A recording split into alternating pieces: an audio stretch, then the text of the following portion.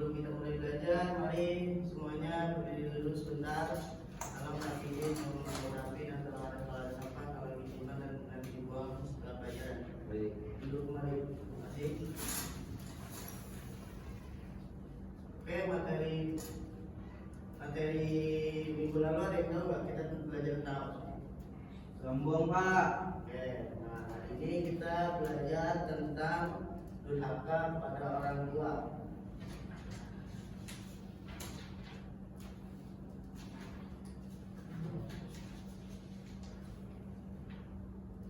Coba, ada yang tahu nggak? Sebutkan salah satu bentuk dari perbuatan durhaka.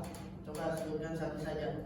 Bapak, untuk durhaka mengucapkan kata kasar seperti Oke, betul. Coba untuk Fahmi, apa dampak durhakanya kepada orang tua?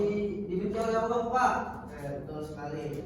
Oke, baik anak-anak. Jadi perlu kita pahami pembelajaran hari ini karena sangat penting untuk kita memahaminya. Karena Rasulullah SAW pernah bersabda, ridhonya orang tua itu tergantung pada ridhonya orang tua dan murkanya Allah itu tergantung pada murkanya orang tua.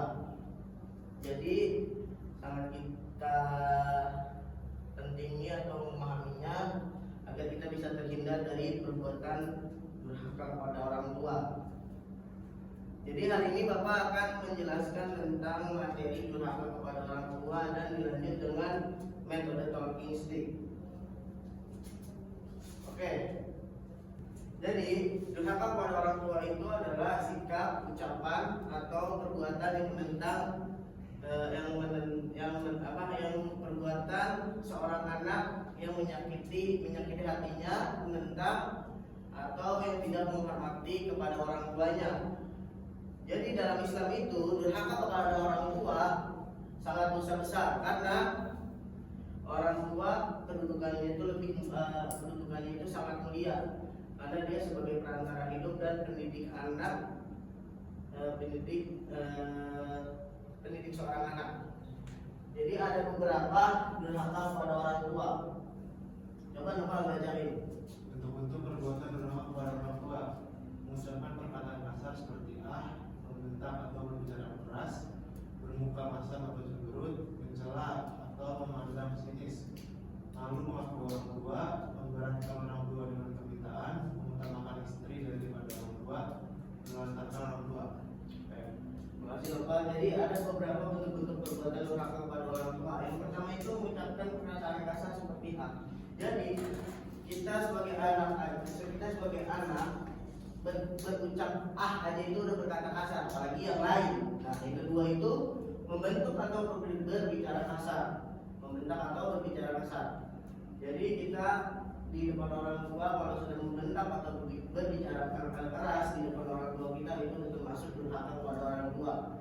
Nah, yang ketiga itu bermuka masam atau cemberut. Jadi kita tuh di depan orang tua yang durhaka kepada orang tua itu bermuka masam tuh kayak muka bete atau cemberut, kayak nggak dikasih nih apa yang kamu mau terus mukanya cemberut di depan orang tua. Nah, itu sudah termasuk durhaka kepada orang tua. Nah, yang keempat itu mencela atau memandang sinis. Jadi kita nih mencela orang tua kita langsung. Nah, itu termasuk perbuatan durhaka kepada orang tua. Dan apalagi memandang sinis, udah mencela terus memandang sinis, itu udah termasuk dua-duanya udah durhaka kepada orang tua. Terus yang kelima itu malu mengakui orang tua. Nah, kita di depan teman kita nih, orang tua kita kerjanya ini, sedangkan orang tua teman kita kerjanya lebih bagus daripada orang tua kita. Nah, kita malu mengakuinya di depan teman-teman kita, itu udah termasuk durhaka kepada orang tua. Nah, yang ke-6 itu memberatkan orang tua dengan permintaan. Jadi kita lihat lagi tentang mencela, memandang sinis. Kita udah minta nggak dikasih nih sama orang tua kita, belum ada lah orang tua kita belum bisa beli gitu. Nah, tapi kita minta terus itu tentang permintaannya, tentang permintaan kita. Nah, itu sudah memberatkan orang tuanya, udah termasuk durhaka kepada orang tua. Yang ketujuh itu mengutamakan istri dari orang tua. Nah, di sini sangat penting nih, udah menikah. Jadi kita tuh sebenarnya tuh tidak boleh mengutamakan atau membeda-bedakan orang tua kita sama orang tua istri kita. Jadi kalau misalkan kita lebih mengutamakan istri dari orang tua kita, terus orang tua kita sendiri diabaikan, itu sudah termasuk perbuatan durhaka kepada orang tua. Nah, yang terakhir itu menelantarkan orang tua. Ini lebih penting daripada yang lainnya. Semuanya penting, tapi yang lebih penting itu menelantarkan orang tua. Jadi kita itu jadi anak tidak boleh menelantarkan orang tua seharusnya. Tapi kalau misalkan ada seorang anak yang sampai begitu, itu udah termasuk anak yang sudah durhaka kepada orang tua karena sudah mengabaikan orang tuanya yang sudah membesarkan anaknya, terus sudah merawatnya hingga besar dan hingga sukses. Tapi dia di ujung akhirnya dia sudah sukses, dia sudah menelantarkan orang tuanya, itu sangat tidak boleh karena itu sudah perbuatan durhaka kepada orang tua. Coba kita lanjut. Fahmi, coba dibaca dampak durhaka kepada orang tuanya. Dampak durhaka kepada orang tua. Yang pertama dibenci oleh Allah, yang kedua disegerakan azab di dunia, yang ketiga terhalang masuk surga, dan keempat termasuk golongan orang hina. Oke, terima kasih Fahmi. Jadi ada beberapa dampak juga nih durhaka kepada orang tua. Yang pertama itu dibenci oleh Allah Subhanahu wa taala. Jadi anak yang durhaka udah pasti dibenci oleh Allah Subhanahu wa taala. Nah, yang kedua itu disegerakannya azab di dunia. Kita ambil contoh seperti azab ceritanya Wali Kundang yang dikutuk ibunya menjadi batu. Sangat Wali Kundang itu sangat durhaka kepada orang tuanya. Nah, yang ketiga itu terhalangnya kita masuk surga. Jadi kalau kita udah durhaka kepada orang tua, kita udah termasuk terhalangnya, udah termasuk kita terhalangnya kita nanti masuk surga. Yang terakhir itu termasuk golongan orang hina. Durhaka kepada orang tua itu udah termasuk golongan orang hina karena udah pastilah kalau udah durhaka itu udah nggak bisa diampuni dosanya. Oke? Sudah cukup sekian, kita lanjut ke materi Bapak, itu metode toleransik. Jadi Bapak ada tongkat. Nah, di situ Bapak akan ngasih tongkat pertama ini ke siswa yang pertama. Jadi kalau misalkan nanti dimulai lagunya, nanti siswa yang pertama ini harus mengoper ke teman siswanya sampai lagunya di pause. Paham? Oke, kita lanjut.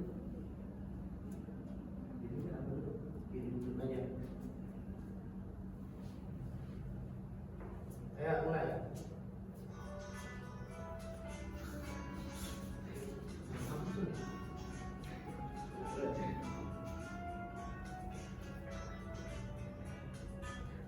Nah, coba. Pertanyaannya, apa dampak durhaka kepada orang tua? Terhalang masuk surga, Pak. Ya, terus apa lagi? Terhalang masuk surga, terus dibenci oleh Allah Subhanahu wa taala, disegerakan azab dunia, dan termasuk golongan orang hina. Oke, terima kasih. Sekarang Bapak lagi. Kalau misalkan itu Bapak bisa menjawab lagi.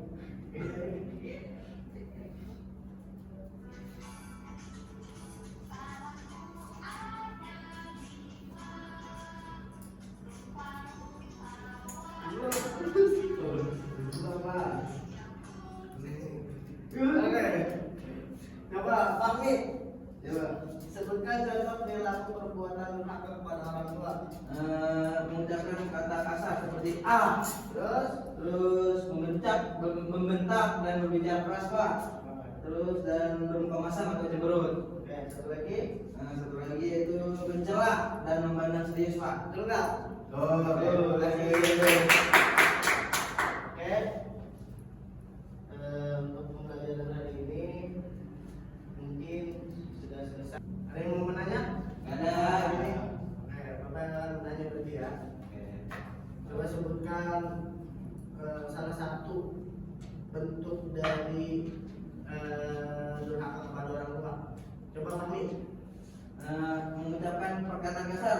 ah, Pak. Ya, betul. Coba satu lagi Bapak mau nanya, coba sebutkan salah satu juga nih bentuk dampak dari durhaka kepada orang tua. Coba nampak. Dibenci oleh Allah, Pak. Oke, betul. Baik. Sudah coba sebelum ditutup kita Bapak ingin apa yang tadi Bapak sudah sampaikan bikin kesimpulan coba dari salah satu murid Bapak ada yang bisa bikin kesimpulan? Saya, Pak. Oke. Kesimpulan materi hari ini, bentuk durhaka kepada orang tua diantaranya membentak atau bersuara keras terhadap orang tua, mencela orang tua baik secara langsung maupun tidak langsung, memandang sinis kepada orang tua, memberatkan orang tua dengan bentuk permintaan, perilaku durhaka kepada orang tua memiliki dampak dibenci oleh Allah Subhanahu wa Ta'ala. Jadi jasa kedua orang tua terhadap anak sangat besar, bahkan tidak dapat dinilai dengan apapun itu. Jadi kita tidak heran jika anak diwajibkan untuk berbakti kepada orang tua. Namun kenyataannya masih ada anak yang durhaka kepada orang tua seperti membentak, bersuara keras kepada orang tua, bermuka masam. Hal ini membuat Allah mengharapkan seseorang yang durhaka kepada orang tuanya diharamkan untuk masuk surga atau diharamkan. Oke, cukup sekian dari Bapak mungkin materi hari ini. Jadi materi yang akan datang kita akan belajar tentang sombong. Nah, jadi Bapak akan memberikan tugas yaitu bikin kesimpulan dari yang apa tadi Bapak sudah sampaikan dan dikumpulkan minggu depan. Dan juga coba saudara kami ditutup sebelum pulang. Doa dimulai.